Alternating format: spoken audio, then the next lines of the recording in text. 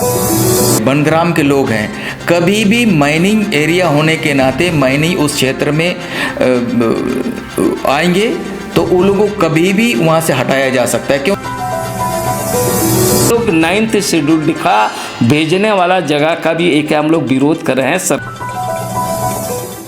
रायडी नवागांव में जाइएगा तो 5G के यहाँ वहाँ 0G भी नहीं है, कोई जी नहीं है वहाँ।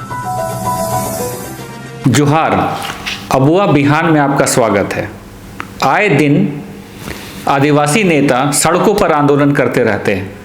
यूँ तो कहा जाता है कि जल जंगल जमीन का अधिकार उनका है और उनको लेकर वो जनता के बीच में जाते रहते हैं, लेकिन फिर भी उनको लगता है कि अन्याय हो रहा है।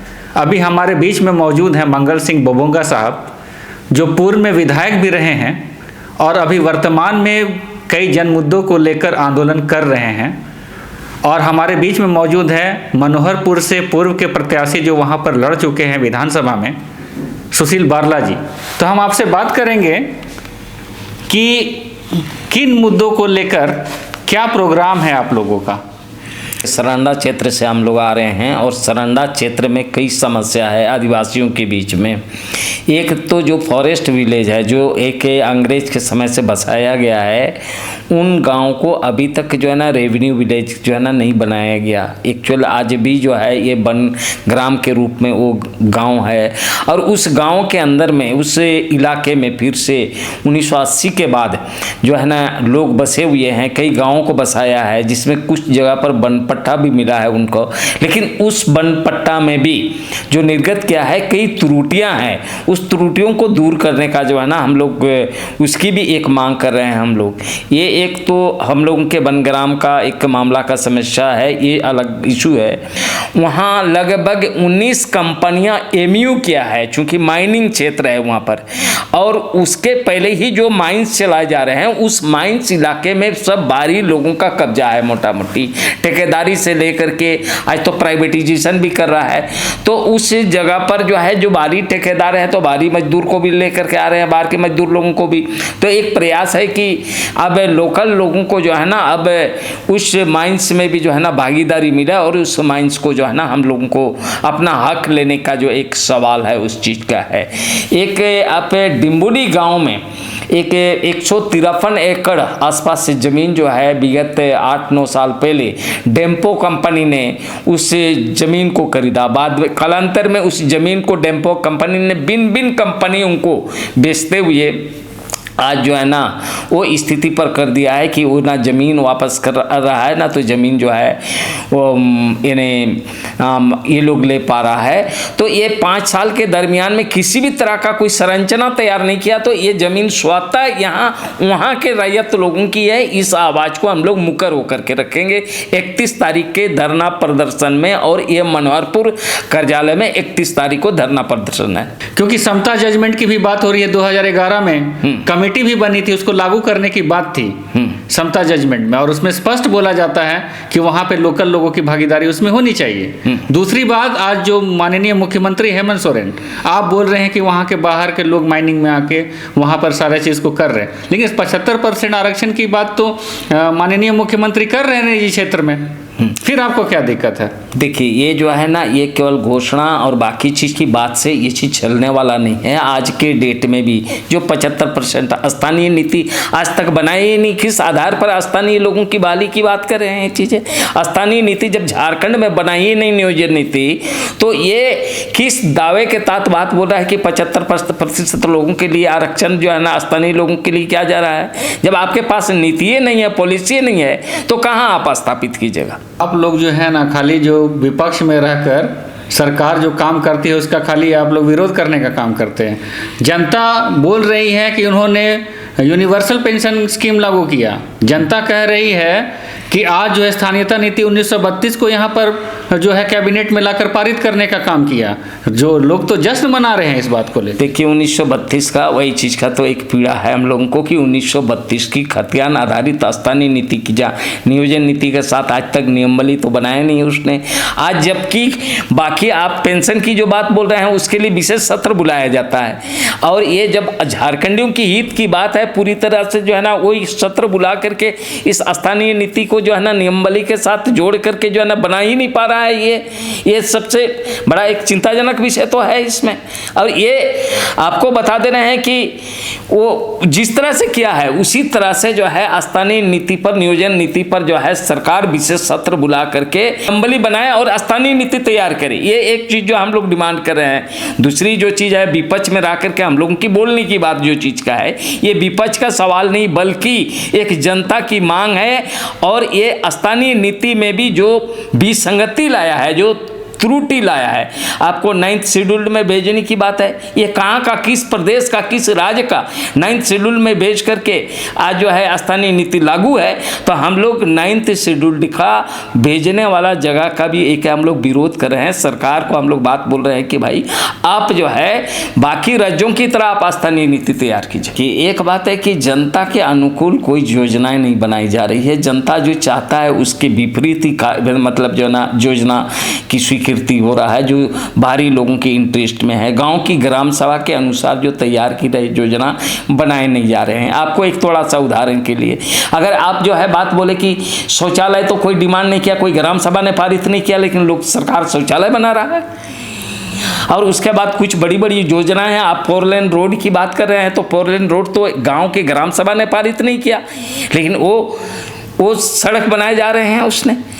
इस तरह से बहुत सारी जो योजनाएं हैं पूरी तरह से ग्रामीणों के विरुद्ध और वहाँ के लोगों के विरुद्ध, उनके हितों के विरुद्ध जो है ना योजनाएं तैयार कर रही है, जिस कारण से ये विकास जो है ये उन लोगों की विकास है जो बाहरी लोगों की विकास है। यहाँ झारखंडियों की विकास की बात नहीं हो रही। श्रीमती जोबा मांझी 20 साल से मंत्री हैं और मकान, सड़क, स्वास्थ्य और शिक्षा, ये जो मौलिक सुविधा है, ये चारों मौलिक सुविधाओं से उस क्षेत्र के लोग जो है महरूम है आज के दिन में।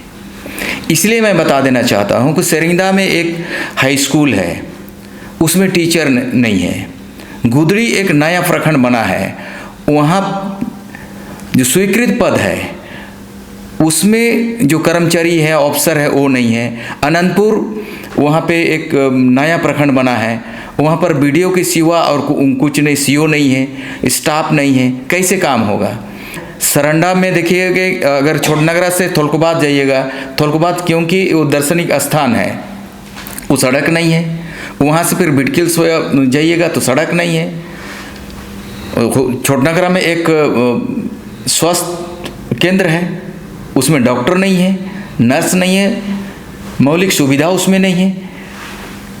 तो निश्चित रूप से वो जो क्षेत्र है, सरंडा का क्षेत्र है, माइनिंग होने के बाद भी, जो खनन कंपनी है इतना होने के बाद भी, वो सरंडा क्षेत्र अभी भी विकास से काफ़ी कोसों दूर है।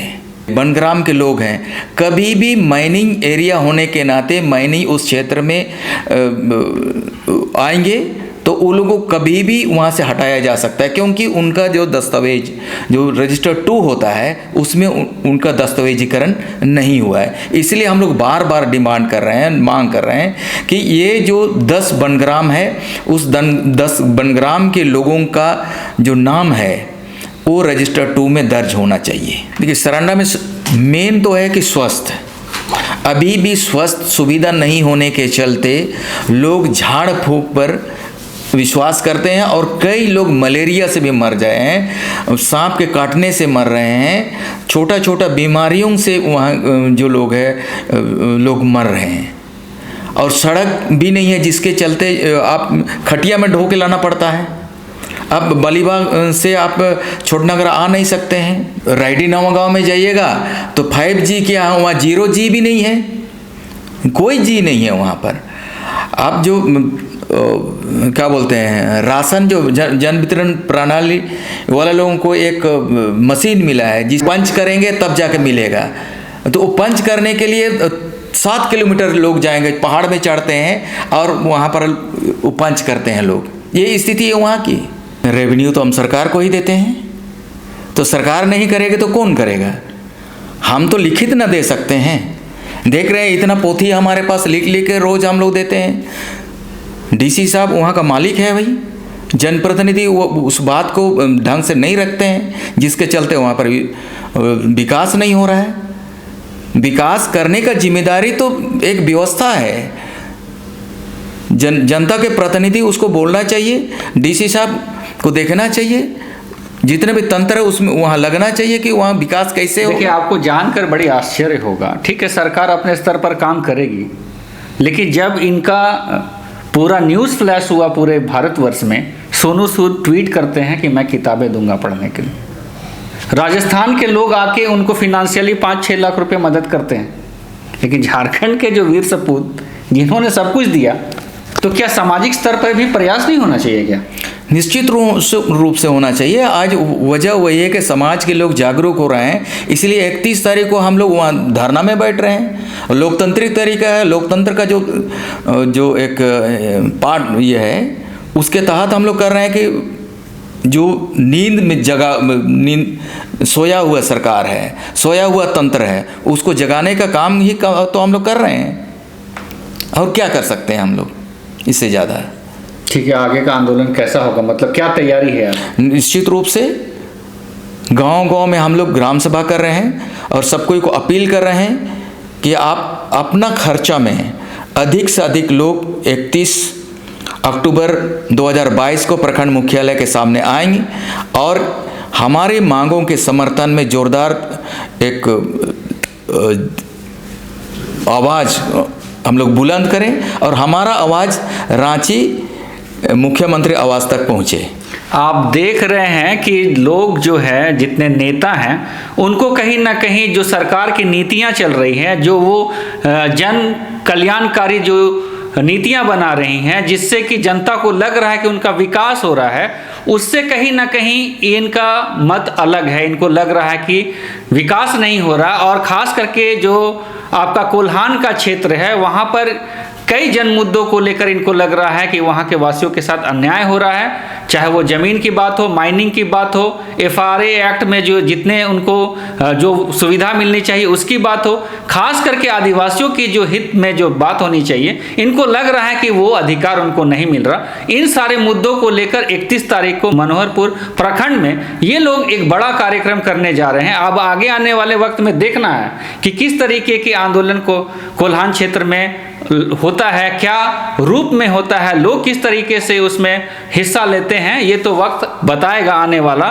फिलहाल के लिए हम इतना ही कहना चाहते हैं कि आदिवासी के तमाम नेता या फिर मूलवासी के तमाम नेता 1932 के खतियान के आधार पर जो यहाँ पर स्थानीयता नीति बननी चाहिए या फिर नियोजन नीति बननी चाहिए, ये सारे मुद्दों को लेकर आंदोलन तो ज़रूर किए, लेकिन कहीं ना कहीं लैप्सेस है कि जिस भाषा के अधिकार को लेकर वो बात कर रहे थे कि बाहरी भाषा नहीं चलतो, तो आज यहाँ पर आप सोच लिए कि जो जनजातीय भाषाओं को यहाँ पर लेके पढ़ रहे हैं झारखंड जैसे प्रदेश में, या फिर जो क्षेत्रीय भाषा को लेके पढ़ रहे हैं, उनका दुर्भाग्य कहिए या फिर सिस्टम का लैक्यूने बोलिए कि उनको गाइड नहीं मिल रहा है। हालांकि वो नेट क्वालिफाई कर लिए, GRF क्वालिफाई कर लिए। ये अब आपको तय करना है कि समस्या कहाँ से है, और आपको तय करना है कि ये समस्याओं का निदान कैसे होगा, ये तो आने वाला वक्त बताएगा और आपको भी जरूर सोचना होगा।